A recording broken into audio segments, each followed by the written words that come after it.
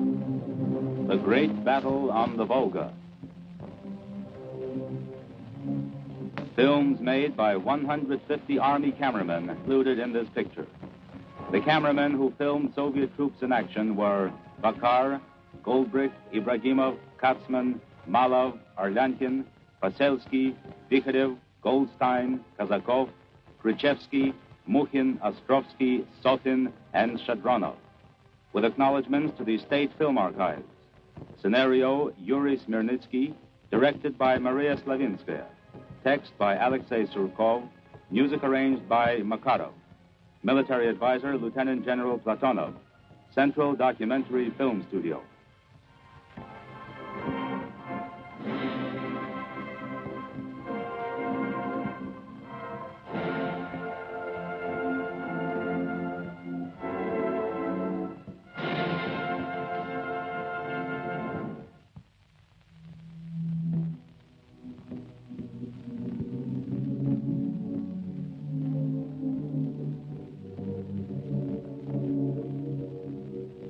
Bow your head, friend. Bow down to this earth that was torn up by shells, mines, bombs. This earth that was once sown with deadly metal.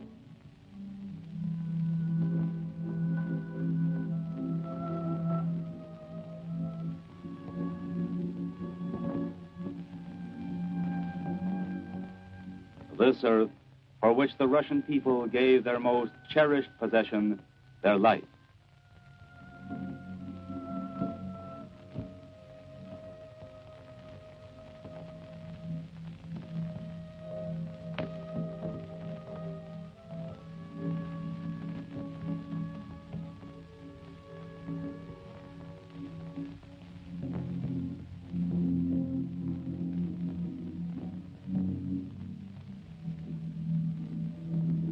Mamayev Hill.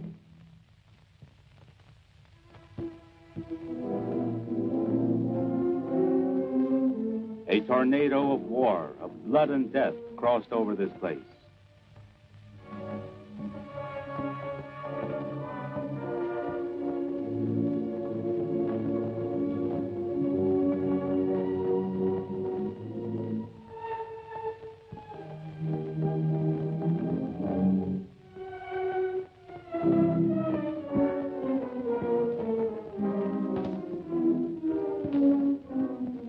Bare your head, friend, when you step on this earth, which people all over the world now hold sacred.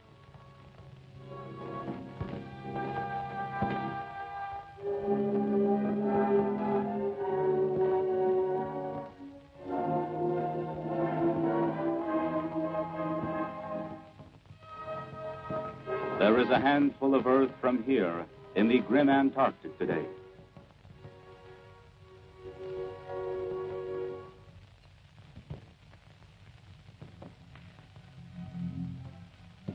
History, the people's memory, recalls to us those unforgettable days.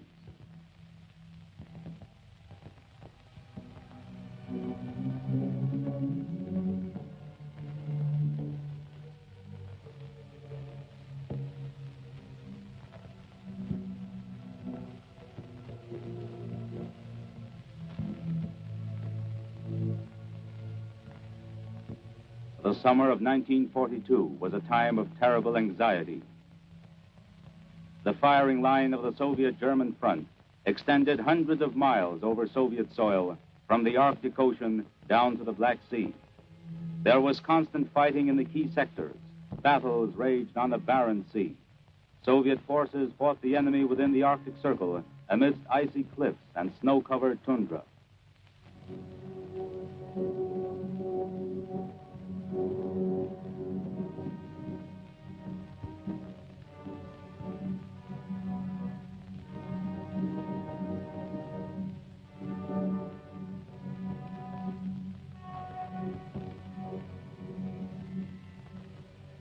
Heroic Leningrad, caught on the iron ring of enemy blockade, repulsed every attack.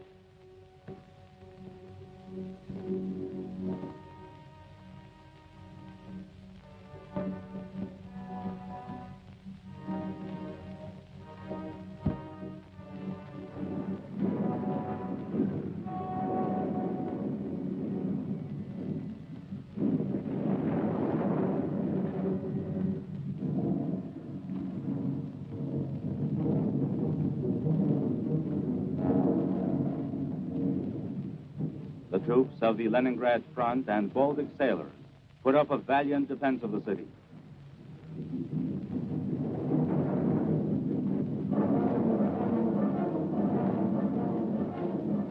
The front crossed through the ancient land of Novgorod.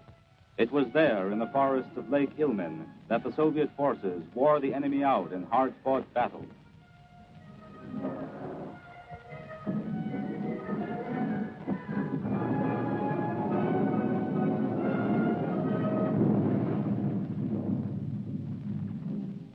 The German fascist troops had been routed at the gates of Moscow, but were still close to the city. Moscow's streets and squares were alerted.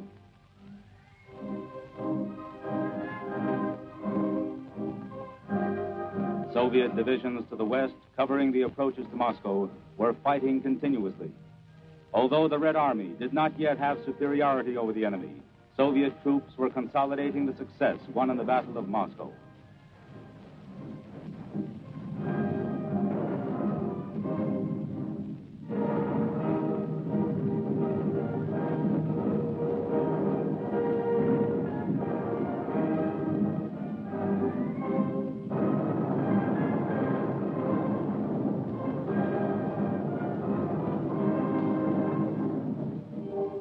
Minsk and all of Belorussia was still occupied by the Nazis.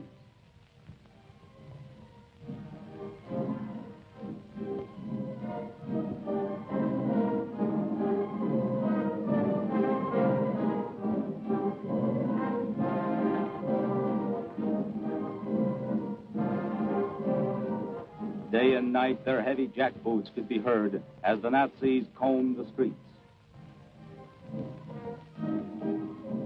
During the first year of the war, the enemy had captured a large part of the Soviet Ukraine. The wealth created by the Ukrainian people's hard work was plundered methodically and mercilessly. Trainloads of slave laborers, trainloads of food were sent to Germany.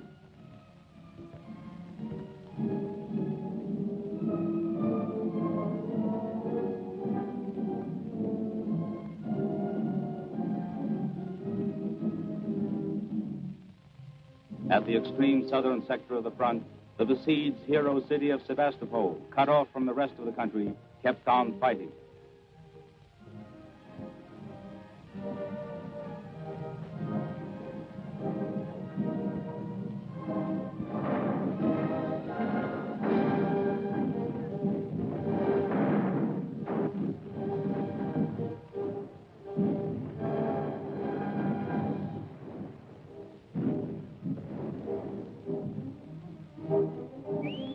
Among the city offenders were sailors of the Black Sea Fleet, known for their stalwartness and bravery in action.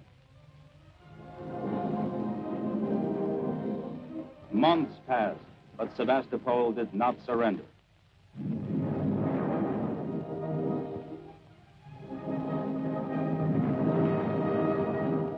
Aside from temporary successes, the first year of war brought the German fascist army severe defeats at Moscow, Rostov-on-the-Don, and Tikhvin. The blitzkrieg against the Soviet Union had collapsed. A long and drawn-out war was now inevitable.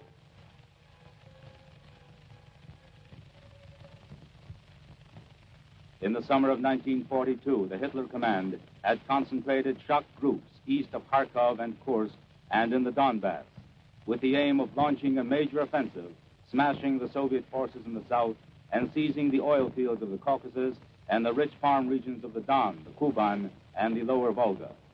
It was also the enemy's intention to cut off one of the key communication lines connecting the Soviet Union with her allies. Hitler's crack troops rushed into the offensive. The second front in Europe was still only a promise, so the German command was able to concentrate more than double the number of Soviet forces in the southwest sector. About 90 infantry, motorized, and tank divisions were thrown into the enemy offensive.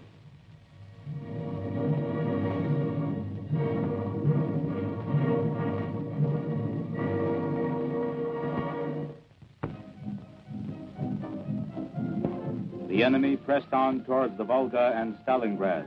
Their goal was to split the Eastern Front and cut the Caucasus off from the central part of the country. 1/5 of the German infantry and close to 1/3 of the tank divisions were in action here, over 1 million Hitlerite soldiers.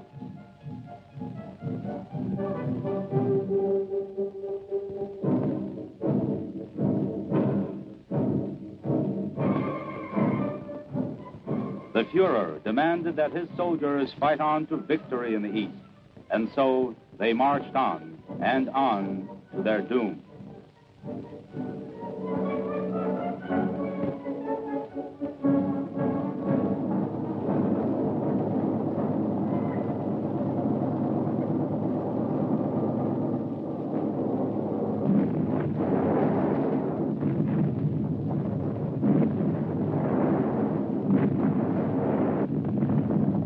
Fierce clashes barred the enemy's way.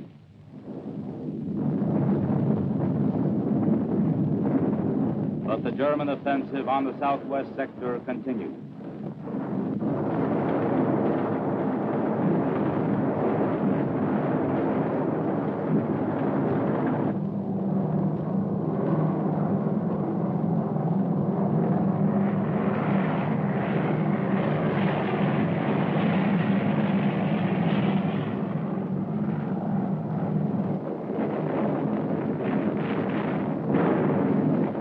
Fighting hard and stubbornly, the Soviet troops showed a fortitude that amazed the world, but the odds were too uneven.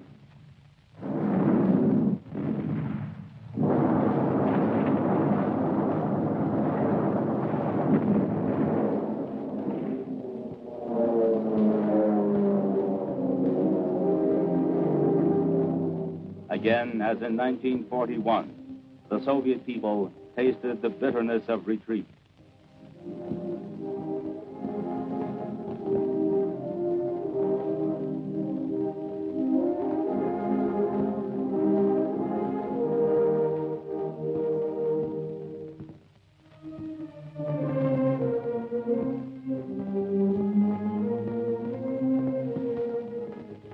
They withdrew to the east to save themselves from slavery and destruction.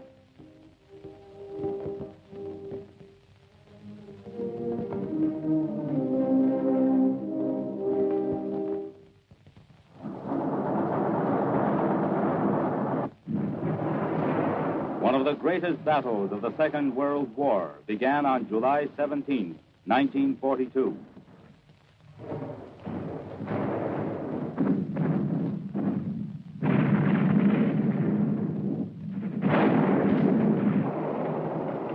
In the second half of July, the enemy pressed the Soviet troops back to the lesser bend of the River Don. A major battle was fought there in the steppes. The Soviet forces fought valiantly, inflicting heavy losses on the enemy. The Nazis called the road to the Volga the Death Road.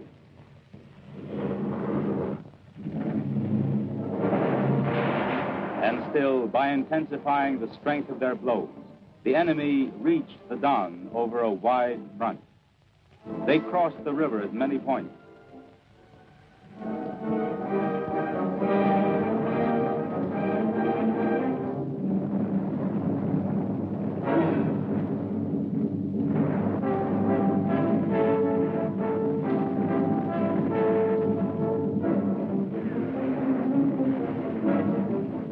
Division after division poured into the steppe country beyond the Don. Meantime, the German fascist command on the Caucasian sector sent units from 3 armies against the forces of the southern front. The enemy was in a hurry to capture the grain of the Kuban, and even more important, the Caucasian oil fields. Bomb blasts and the thunder of Nazi tanks shook the Kuban and Don steppes for hundreds of miles around.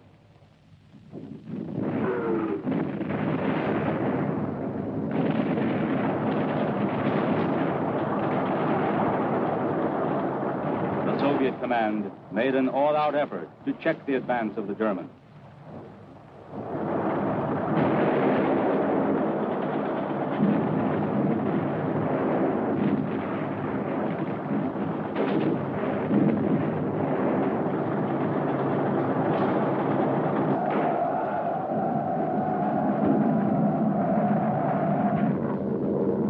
At that time, the enemy still had the advantage in the air.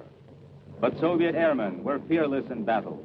They gave their troops good support from the air.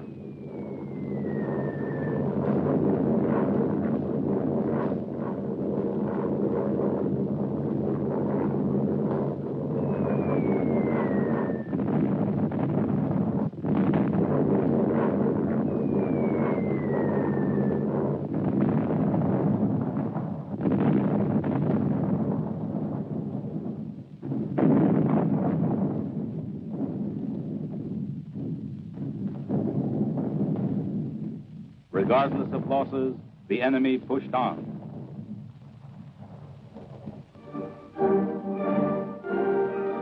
Stalingrad was in mortal danger. The local party committee called civilians and soldiers to the city's defense.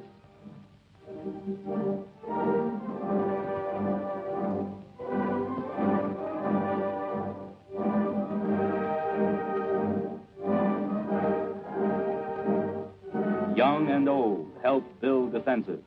Day after day, more than 100,000 Stalingraders worked putting up fortifications on a front 400 kilometers long.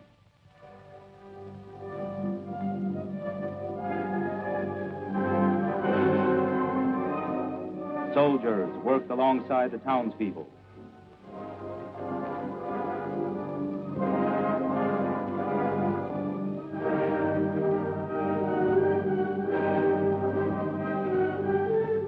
Stalingrad's factories were turned into fortresses. The open house shops of the Krasny Oktyabr works smelted steel for the front. Tanks now rumbled out of the gates of the Stalingrad tractor works. German shock troops headed for the city from two sides. The 4th Tank Army had been turned back from the Caucasian sector and was to attack from the south, but it met fierce resistance from the Soviet forces.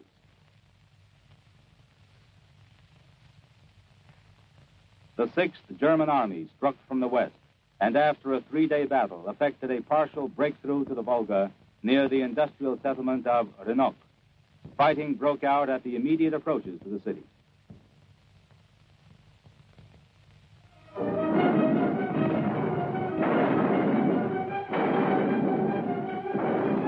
Pressure was increased all along the front.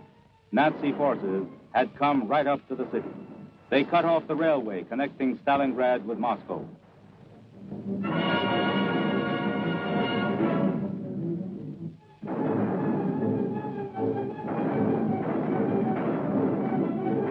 The enemy already had streets and buildings under observation.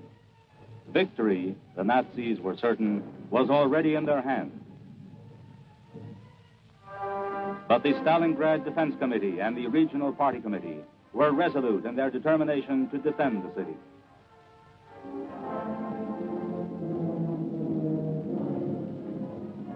The main role in the defense was played by troops led by General Yeremenko, commander of the front, and military council member Khrushchev.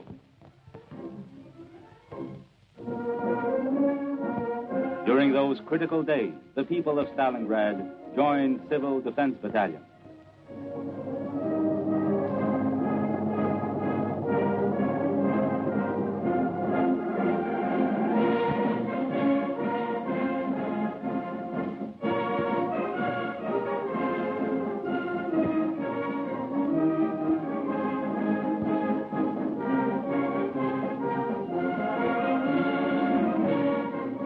A supreme effort was made to withstand the enemy onslaught.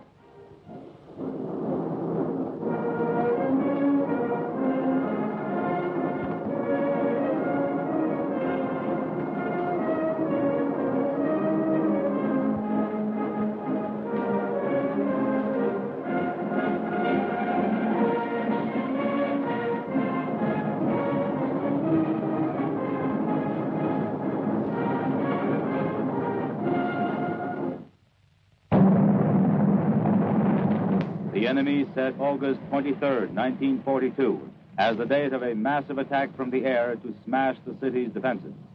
Hundreds of planes with black crosses on their wings carried bomb loads to Stalingrad.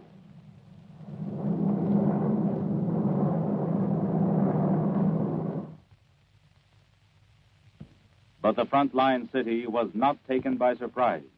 Vigilant watch was kept over the skies above the Volga.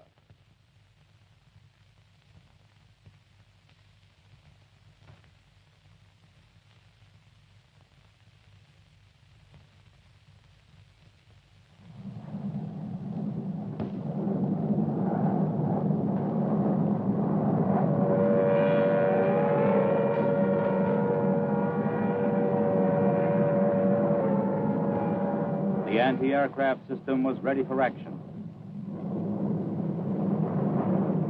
Fighter pilots under General Akin made bold attacks on German bombers.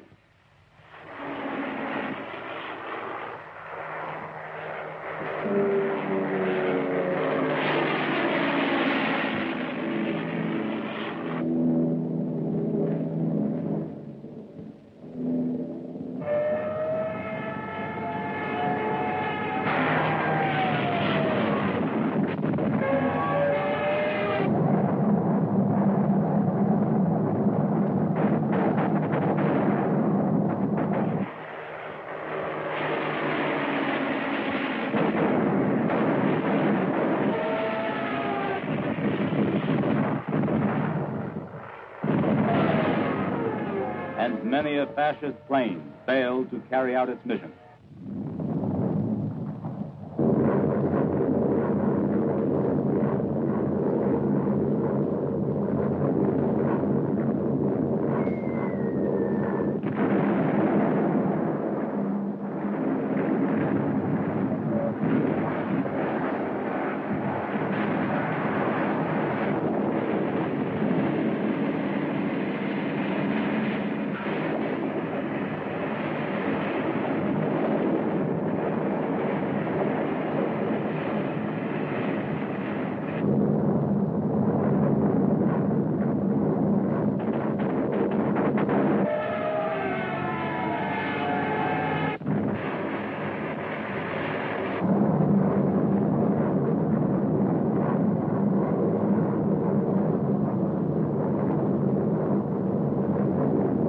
And yet, the enemy triumphed.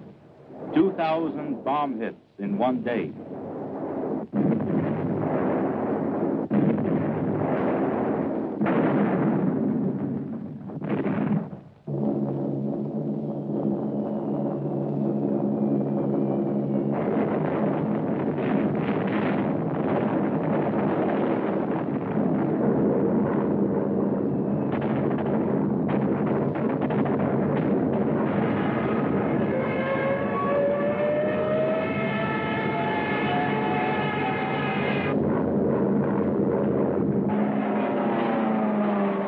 By the end of the day, the Hitlerites had lost 90 planes.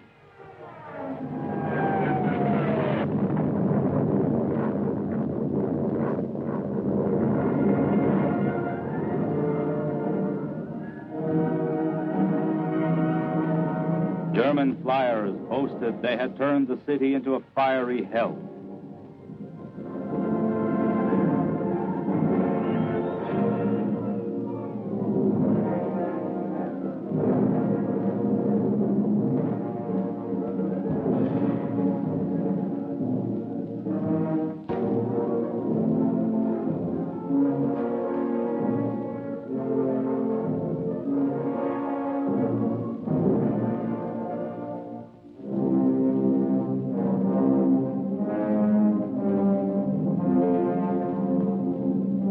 Valor almost beyond human conception was needed to continue fighting after such an air raid. It seemed that not a living soul could have remained amidst these desolate ruins, but that was a mistaken impression.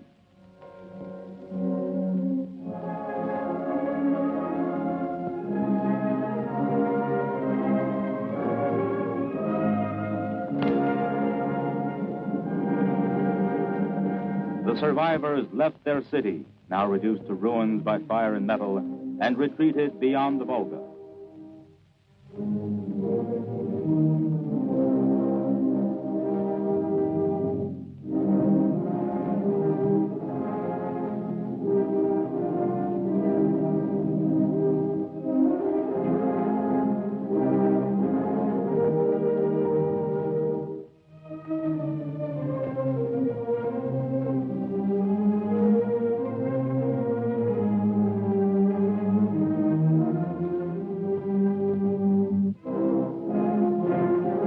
Fresh forces, arms, and ammunition arrived in the battle area.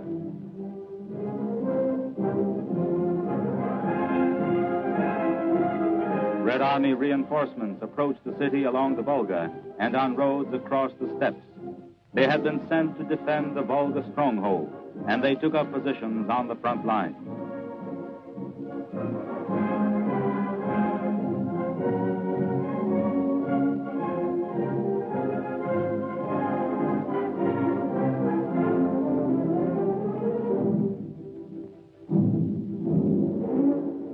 The air raid was the signal for a general and decisive attack by the Germans.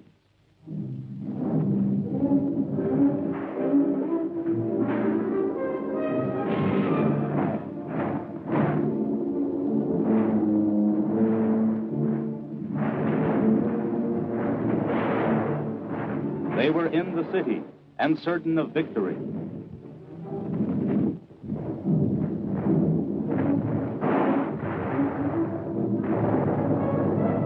Suddenly, the Soviet forces rose up from the ashes and rushed into a counterattack. The resistance grew stronger by the hour.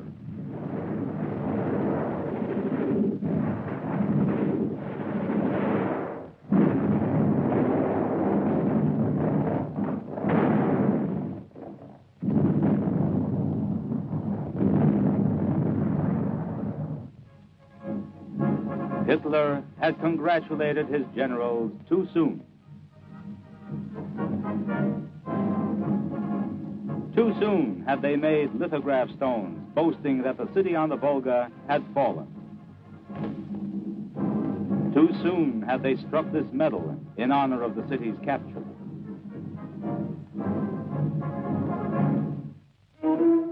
The attention of the world press was focused on the battle on the Volga.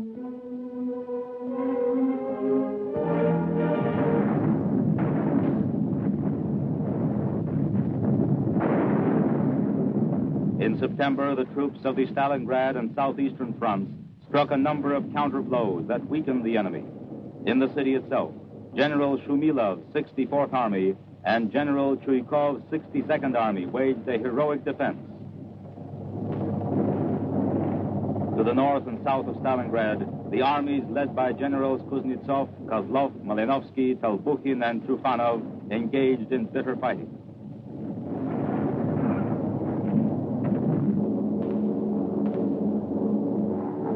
While attacking the Volga stronghold, the Germans also continued their advance on the North Caucasus, whose grain and oil were such a great temptation. Here they managed to press back the Soviet forces and enter Krasnodar.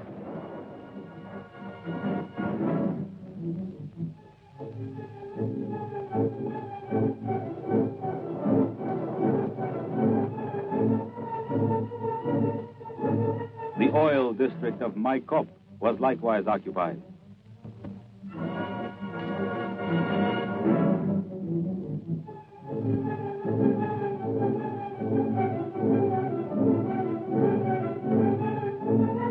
German fascist troops reached the Caucasian mountains with the goal of capturing the passes in the main Caucasian range.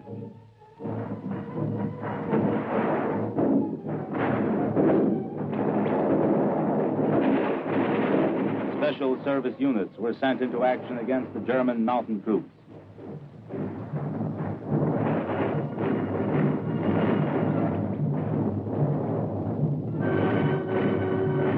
There were fierce clashes high up amidst cliffs and crevices. The enemy's way to the southern slopes of the mountains was barred.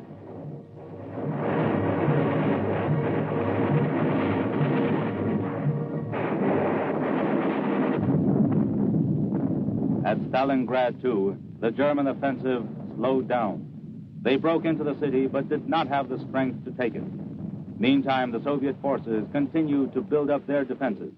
Their raging, burning hatred of the enemy proved stronger than death. The events of these unforgettable days were filmed by Soviet cameramen at the front.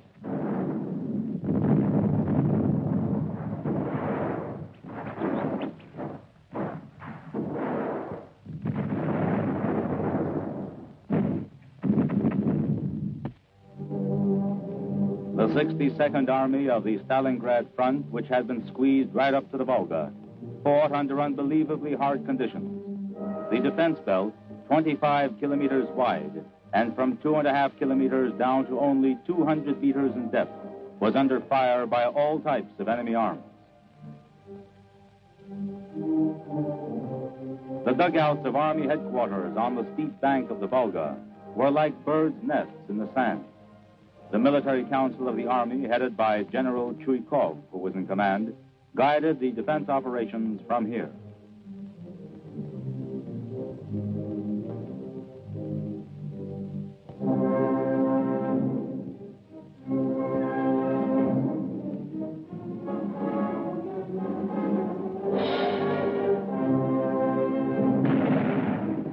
The men of the 13th Guards Rifles Division, commanded by General Radintsev, were outstanding among the city's defenders for their courage and valor.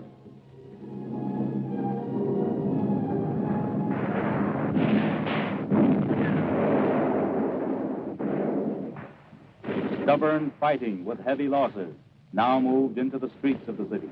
Fighting continued for every block, every building and floor, and a wall was often the front line.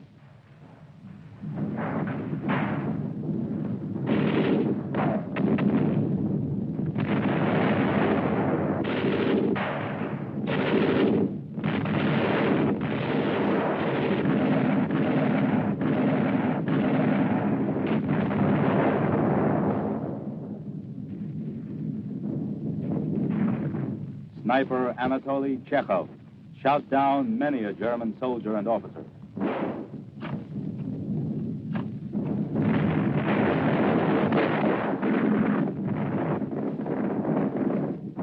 Forced back to a narrow strip along the bank of the Volga by the enemy's superior forces, the men under Gurtsev, Batyuk, Gorokhov, and Guryev fought on with supreme heroism.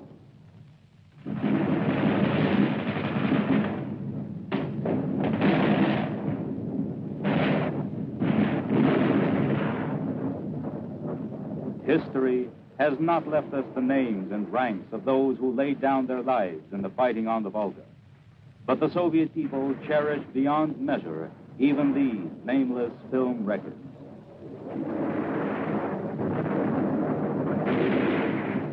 The wounded were taken across the Volga at a terrible risk.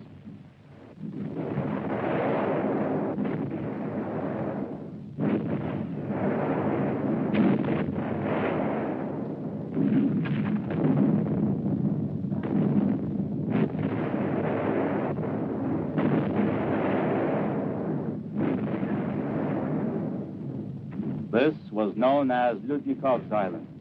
Completely surrounded, it was a pock of resistance which for 70 days fought a defense to the death. The 138th Division under Colonel Lyudnikov prevented the enemy from reaching the barricade works. This small piece of land on the riverbank has become a legend. It extended 400 meters along the front and was 300 meters in depth.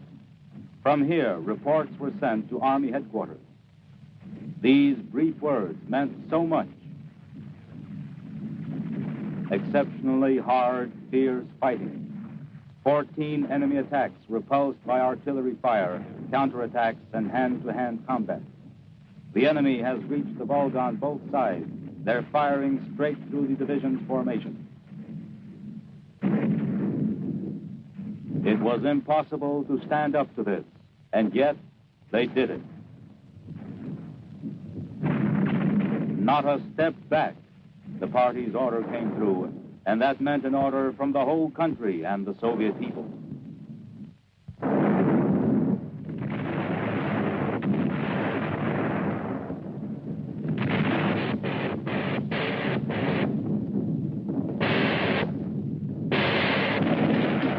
Machine gunner Starodubtsev died the death of a hero.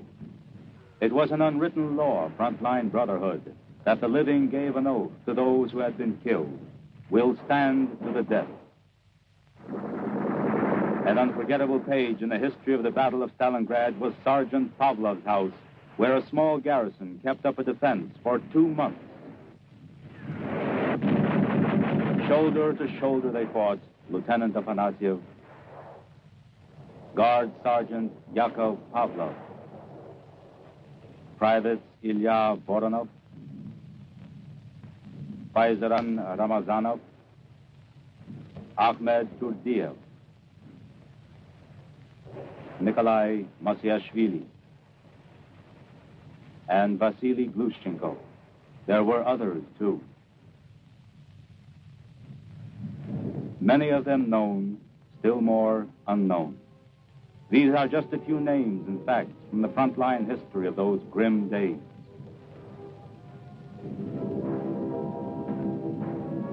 Vasily Zaitsev, hero of the Soviet Union, wiped out 300 fascists.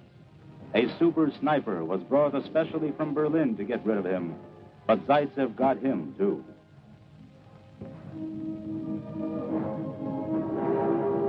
"198 combat missions were flown by Captain Yefremov, twice hero of the Soviet Union.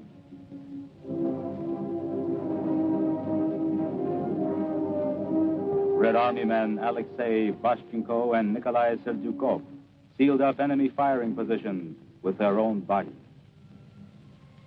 After pouring liquid fuel over himself, Private Mikhail Panikacha hurled himself at a German tank, a living torch, and set it ablaze. Ilya Kaplunov of the Soviet Navy destroyed 9 tanks in a single battle, the last after his own leg had been torn off. Matvei Putilov of the Signal Corps was mortally wounded, but clenched the ends of the wire between his teeth so that communications continued to function. Captain Ruben Ibarudi, hero of the Soviet Union, son of the splendid daughter of the Spanish people, Dolores Ibarudi, fell the death of the brave along the Volga. Eternal glory to the heroines of the Battle of the Volga, Olga Kovalyova, member of the Communist Party. She smelted steel during the war and then volunteered for the civilian guard. She was killed in the fighting for the Stalingrad tractor works. Another woman to meet a heroic death here was Gulia Koroleva, stretcher bearer, whose name was entered forever as an honorary member of her unit. Natasha Kachuevskaya, also stretcher bearer. Defending badly wounded men, she waged a single-handed battle and with her last grenade blew herself up together with the attacking Germans. The Soviet people were unshakable in that terrible ordeal. They had faith in the triumph of the socialist system. I want to go into battle a communist. That was how applications for party membership often began, and there were many of them. The most stalwart of all joined the party.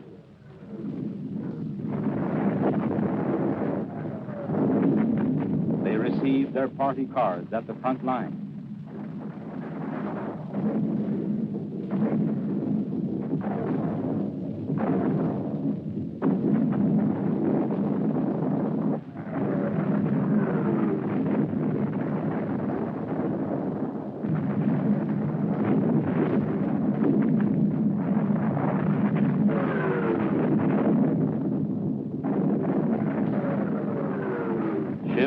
The Volga River Fleet and Red Navy landing troops fought with the city's defenders.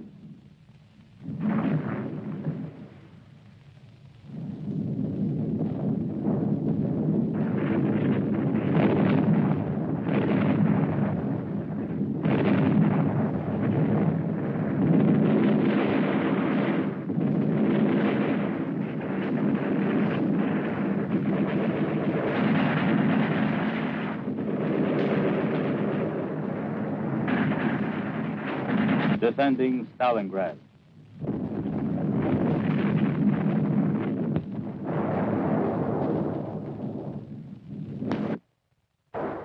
The enemy broke in factory district and every shop became the scene of fierce fighting. Here you see the Nazis in action. Look closely. This film was shot by their own cameramen. You see how uncertain and cowardly their movement had become. Death lurked behind every corner.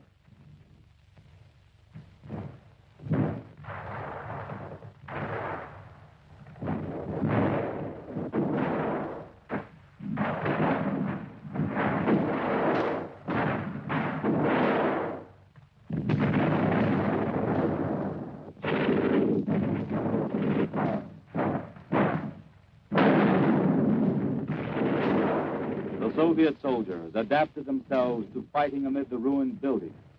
Spurred on by hatred for the enemy, they gave the Germans no rest.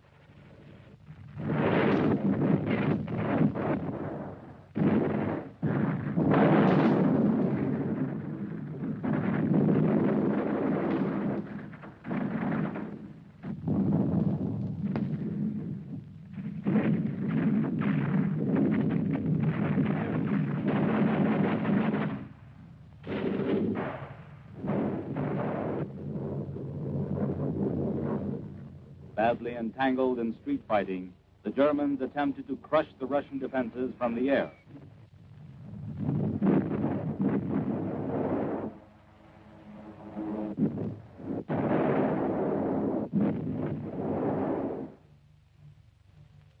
All this time, the city power station was kept working day and night.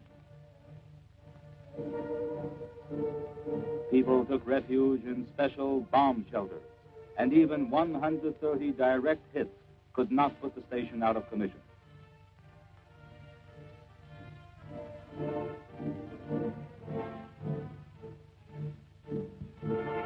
In the southern part of the city, near the shipbuilding yards, the work of repairing damaged tanks went on day and night. From here, they were driven straight to the front line.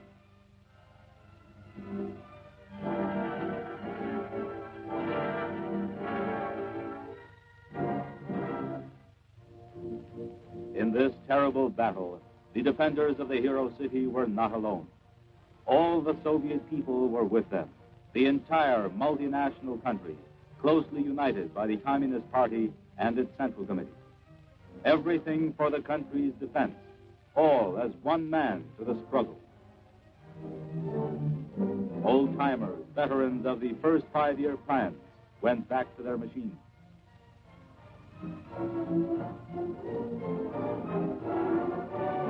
Young boys, little more than children, took the places of their fathers and older brothers who had joined the forces.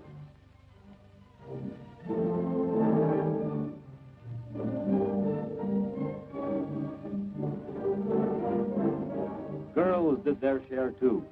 Everyone who could help forge victory.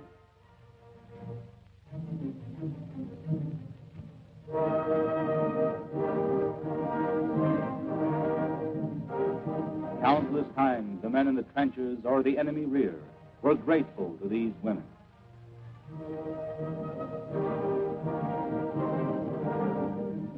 Millions of husbands were now soldiers. Millions of wives, sweethearts, and sisters helped the war effort on the home front.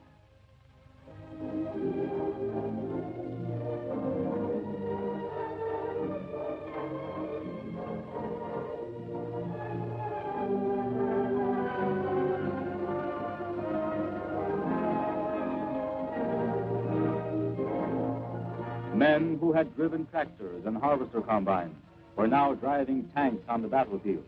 It was the women who plowed, planted, and harvested. In the republics of Central Asia, women grew food for the front.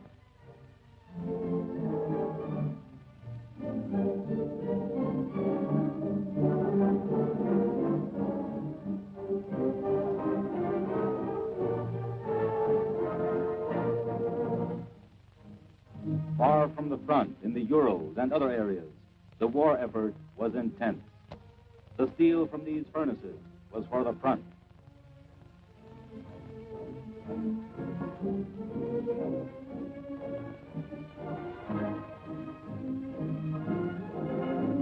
More tanks, more fighting machines of all kinds were urgently needed. More bombers and fighter planes.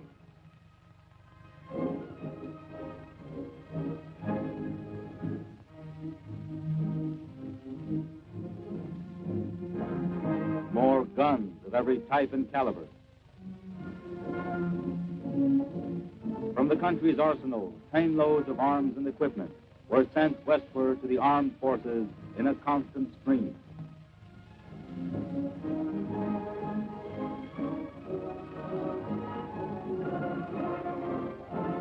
On decision of the State Defense Committee, fresh units and formations of all arms were brought up to the battle area. Tank units that had been deformed anew moved steadily in. The reserves sent into the fighting were now well equipped, well armed, and well trained.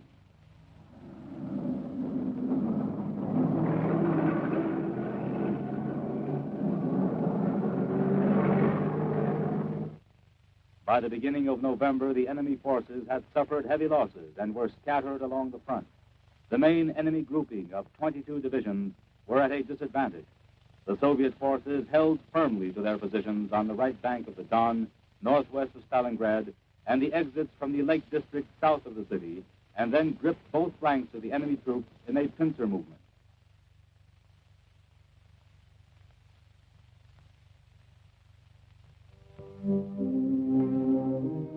In the meanwhile, preparations were underway under the leadership of the Communist Party Central Committee for a decisive Soviet offensive. A plan was worked out to smash the German fascist forces at Stalingrad. This tremendous military operation was to be carried out on 3 fronts. The shock troops of the southwestern front were to penetrate the enemy defenses at the junction with the adjacent Don front, and by rapidly advancing to the southeast, reach the River Don in the enemy rear, thus cutting off their retreat to the west. Then the forces of this front were to link up with the Stalingrad front. Shock troops on the Stalingrad front were to break through the enemy defenses south of the city, advance northwest, and link up with the forces of the southwestern front in the area of Kalach. This would cut off retreat to the south and southwest. The troops of the Don front were to strike 2 auxiliary blows, one to the southeast to paralyze the enemy's defense on the right bank of the Don, the second southward along the left bank to cut the Germans off from their grouping on the Volga.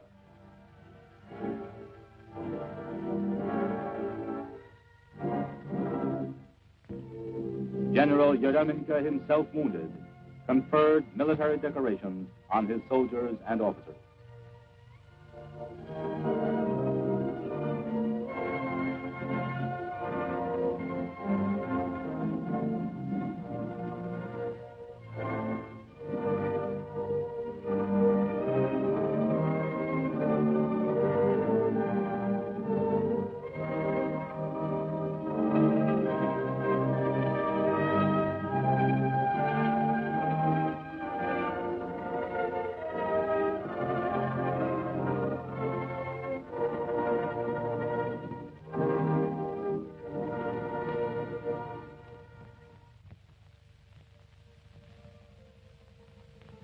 Life went on while the offensive was being prepared. The grim, comfortless life of a soldier.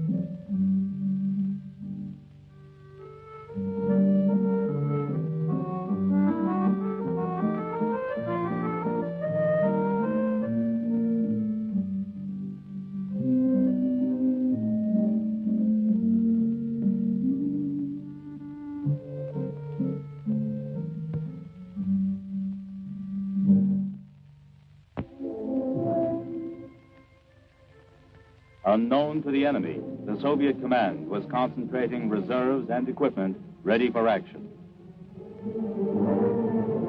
Work continued day and night on the Volga crossing. This was a front line in every respect, and thousands of people displayed courage and endurance under constant enemy fire.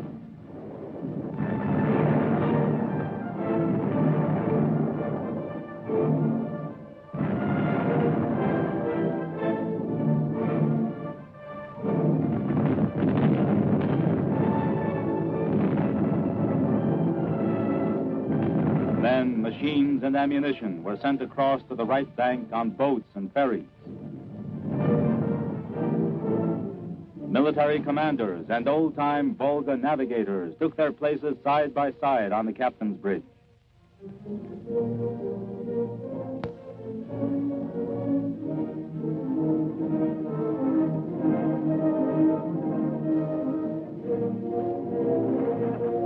Step by step, with the utmost persistence, sudden death was prepared for the enemy.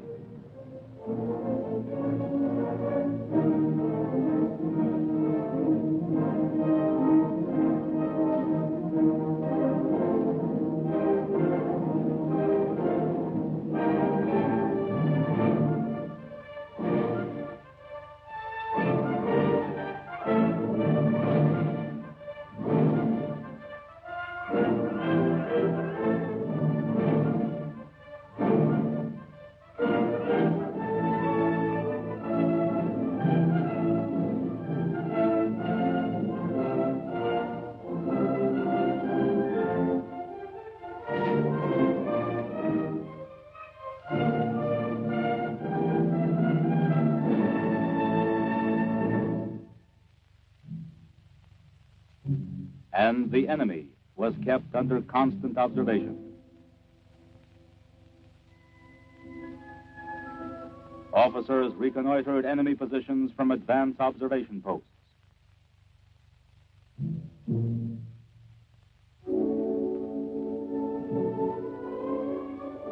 Then, one day, the three fronts went into coordinated action.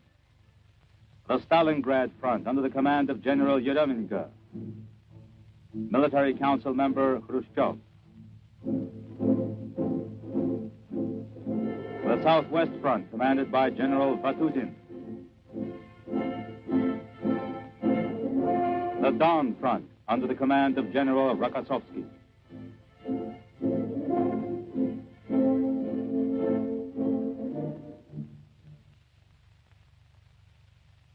A crushing mass artillery blow was launched on the 19th of November.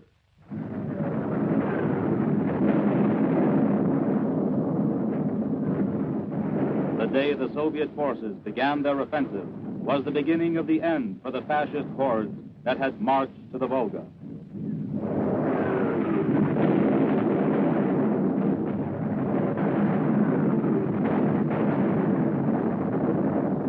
An avalanche of fire and metal was poured on the enemy from thousands of guns.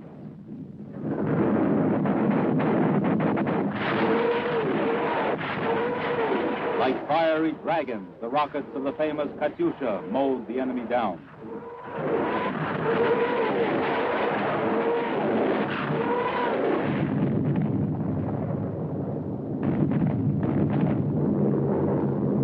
Enemy positions were heavily bombed by flyers in the Air Force armies commanded by Generals Kryukin, Rudenko, and Krasovsky.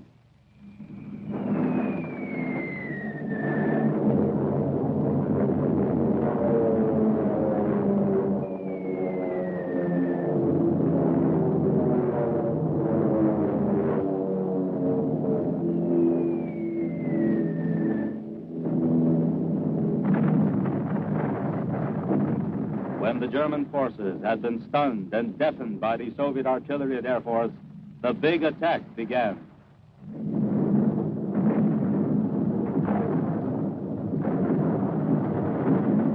Wide breaches were made in the enemy defenses. Through these, Soviet tanks pushed ahead with the purpose of linking up with the troops of adjacent fronts.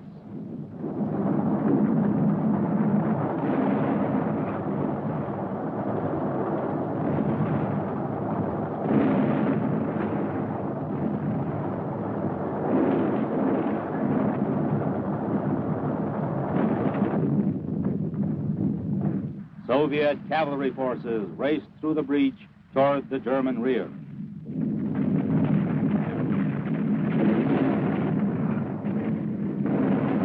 After breaking through the enemy defenses, the troops of the Southwestern Front pushed ahead in a vigorous drive to the southeast, bound for the Don River crossing.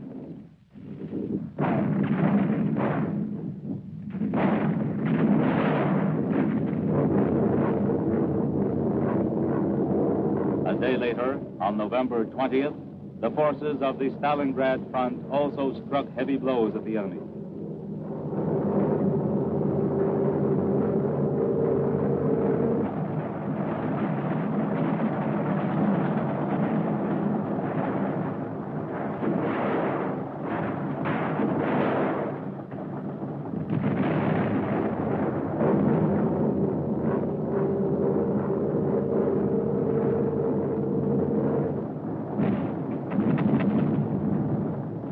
And on the fifth day of the victorious offensive, advanced units of the southwestern and Stalingrad fronts met in the snow-covered steppes near the village of Savetsky.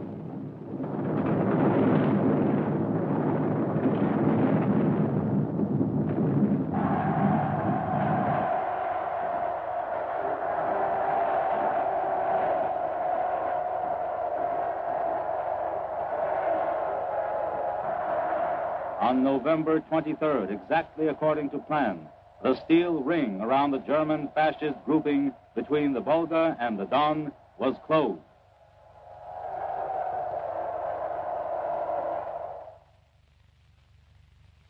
By December, the Nazi forces, surrounded on an area 30 by 40 kilometers, were separated from the remainder of their troops by 100 to 150 kilometers.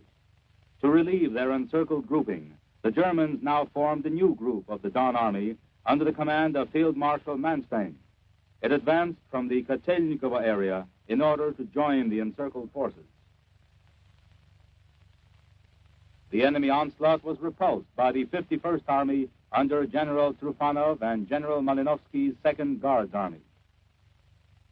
The Soviet forces pressed ahead on the Donbass and Rostov sectors, threatening the enemy's entire southern grouping and forcing the Germans to make a hasty retreat from the North Caucasus. The fate of the enemy's surrounded troops was now decided. The Nazi command tried to use transport planes to supply their forces with food and ammunition.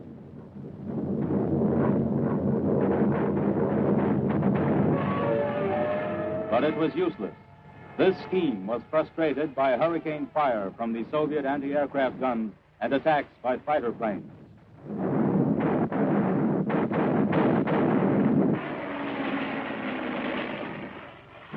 But the encircled enemy continued to resist.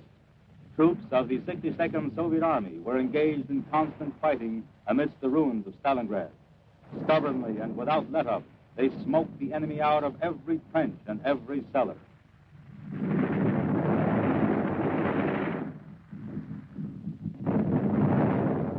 The fighting initiative was now in the hands of the Russians. The end was drawing near.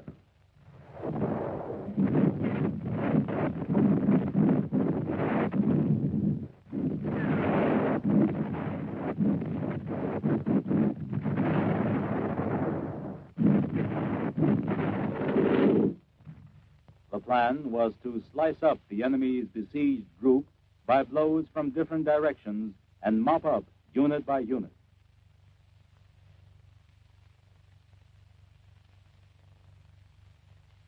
The Soviet command, through the headquarters of Artillery Chiefs Marshal Voronov and General Rokossovsky, in a humane move, on January 8, 1943, sent envoys to the enemy troops with an ultimatum to surrender.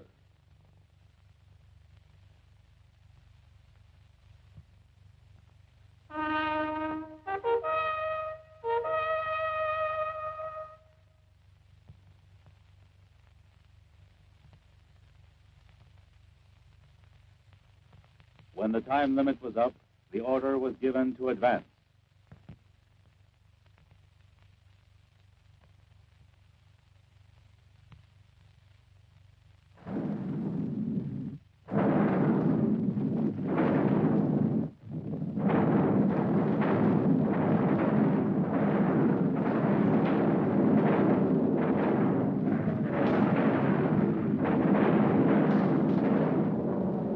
Enemy positions were bombed steadily.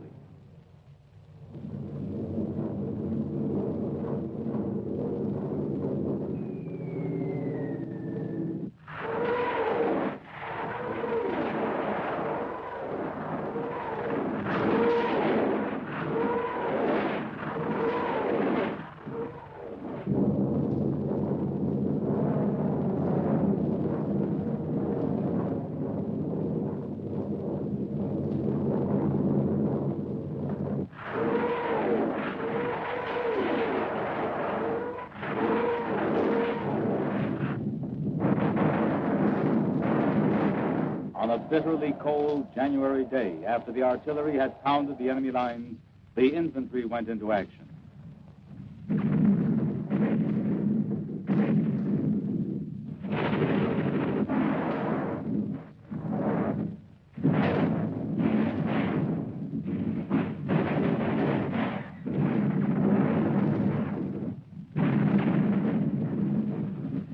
The trapped Nazi forces suffered enormous losses.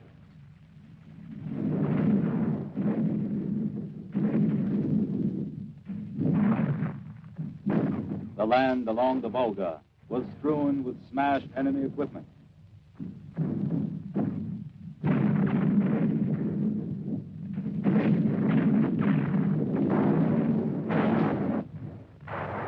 In this final battle, the men in all arms of the service showed true valor and heroism.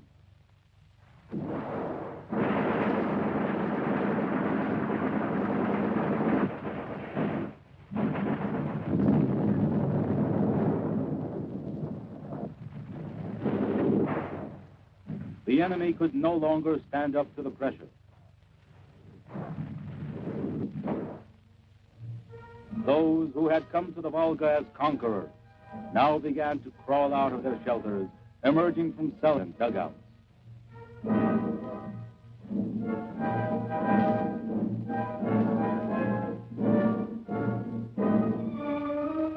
In the meanwhile, units of the Don Front, after smashing the enemy's last defenses, had linked up with the city's defenders.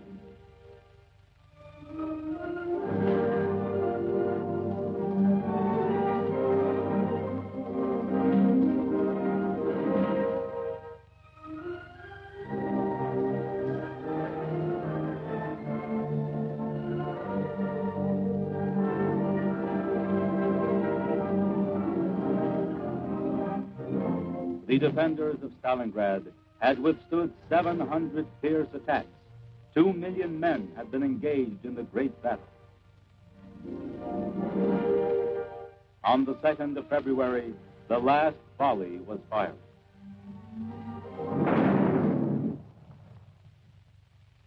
Quiet reigned in the city for the first time in 200 days.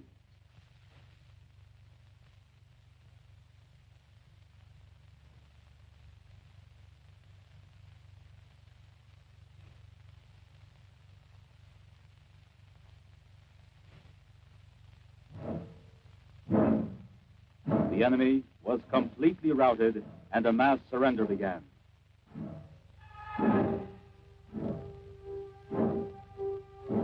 This was the way they stood when Hitler sent them to a criminal war. And this was how they now stood before the Soviet people.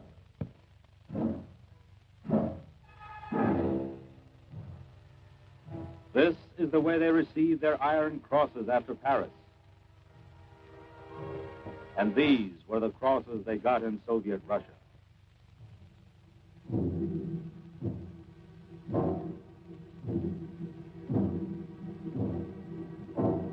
This was how Hitler's crack troops advanced to the east.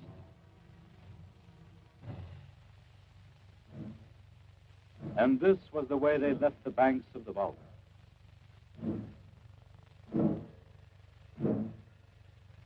Soldiers gave themselves up.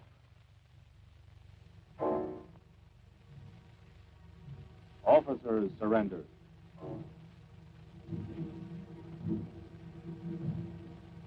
Hitler's arrogant generals, the executors of their Führer's insane plans, surrendered too. The commander of the 6th Army, Field Marshal von Paulus, also surrendered.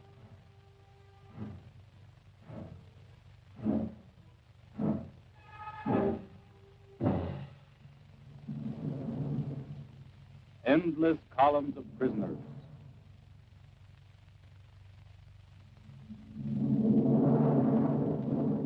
The Soviet forces smashed 5 fascist armies in the fighting between November 19th and February 2nd. Germany lost 33 divisions and 3 brigades completely. 16 divisions had lost more than half their men. 91,000 enemy soldiers and officers surrendered.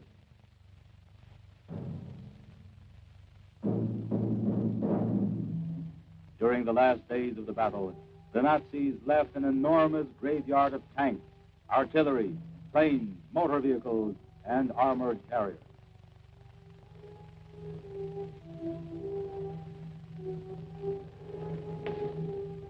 These fighting machines had covered the roads of vanquished Europe on the ground and in the air. Now, there were heaps of scrap metal lying at the feet of the victors.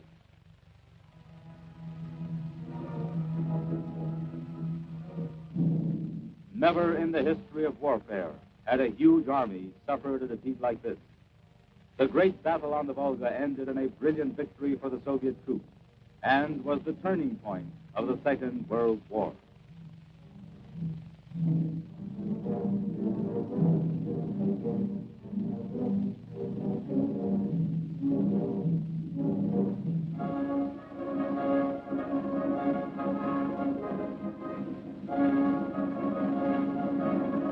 The Soviet victory was celebrated joyously.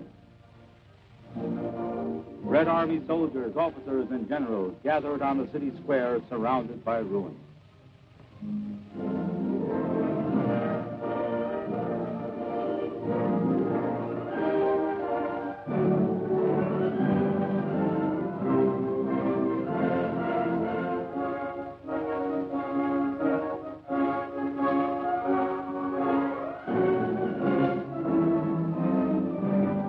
Khrushchev, member of the Political Bureau of the Communist Party's Central Committee, spoke on behalf of the party and all the Soviet people as he congratulated the victors and spurred them on to the final defeat of the enemy.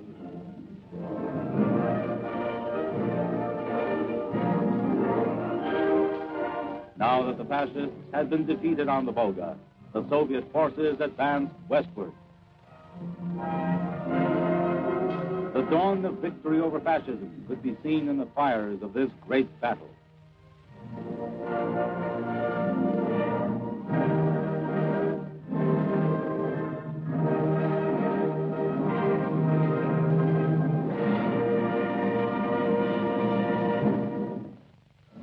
The Volga, the Kursk Bulge, the Dnieper, the Vistula, the Oder. The routed German armies kept on retreating until the inevitable happened. The Soviet army took Berlin.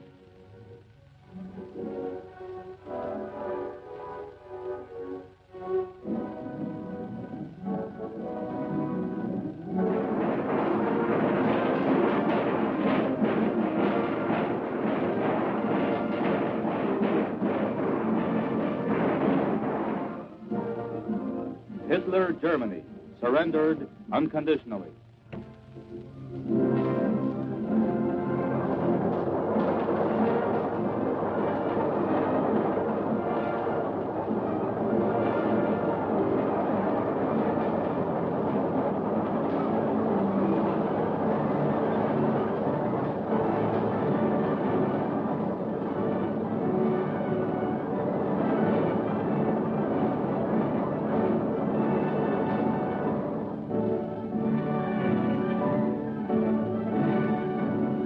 Among the fighting men who stormed Berlin were tank crews that had smashed the Hitlerites on the Volga. These were soldiers who had covered the entire road from the banks of the Russian River to the Elbe.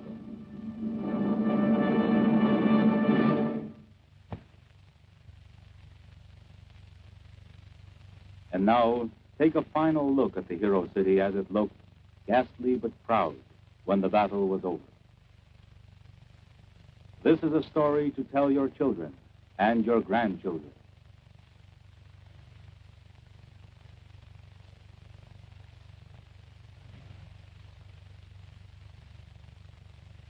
The Soviet people had to pay a heavy price for this decisive victory on the Volga.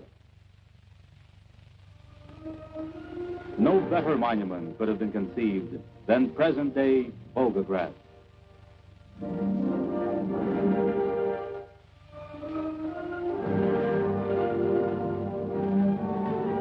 The The Soviet people do not bear ill will. But looking at what they have built up, can you ever forget the ruins and issues of war?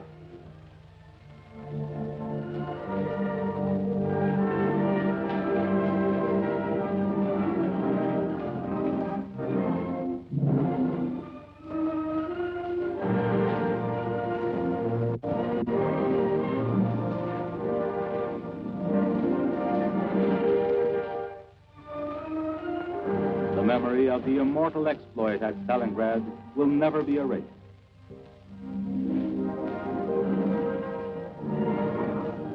This was an exploit of another kind, an exploit by building workers. They found the ruins of the old tractor plant and gave it.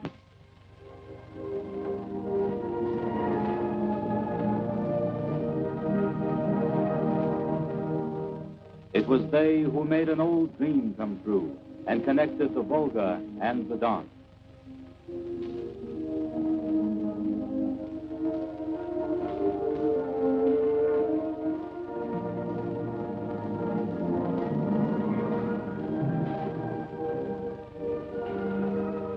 They harnessed the Volga and channeled it into turbines.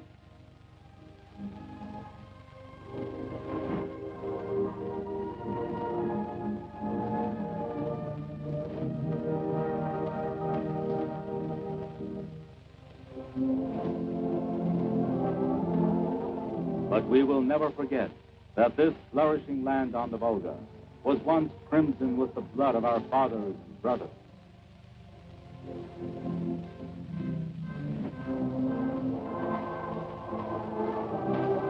We will never forget.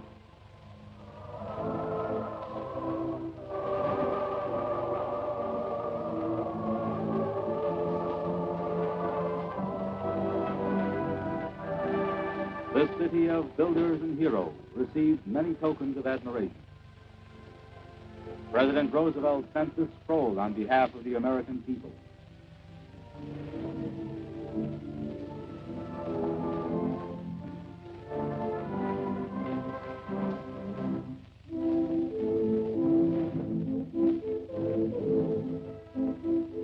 This symbol of victory was a gift from the King of England.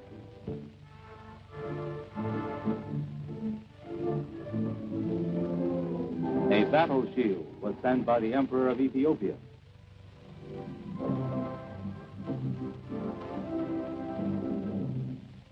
The seal of Coventry was a fraternal gift from the British town which also suffered the horrors of war.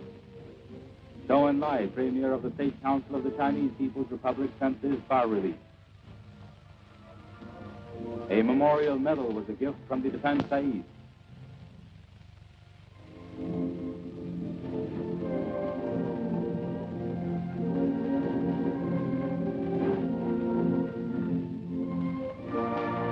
Visitors from all parts of the world bow their heads in memory of the heroes of this battle. A delegation from France.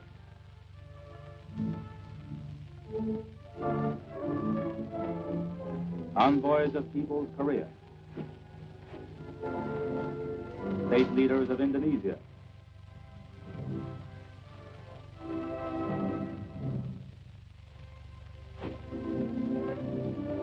The Federative People's Republic Claudia.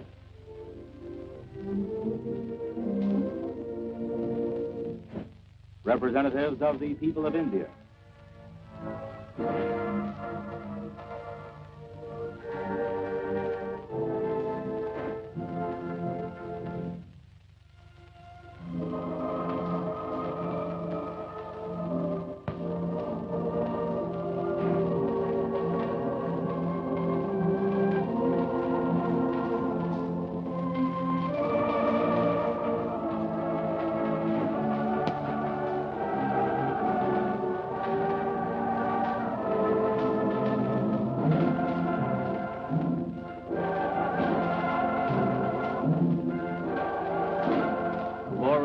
To the hero city on the Volga.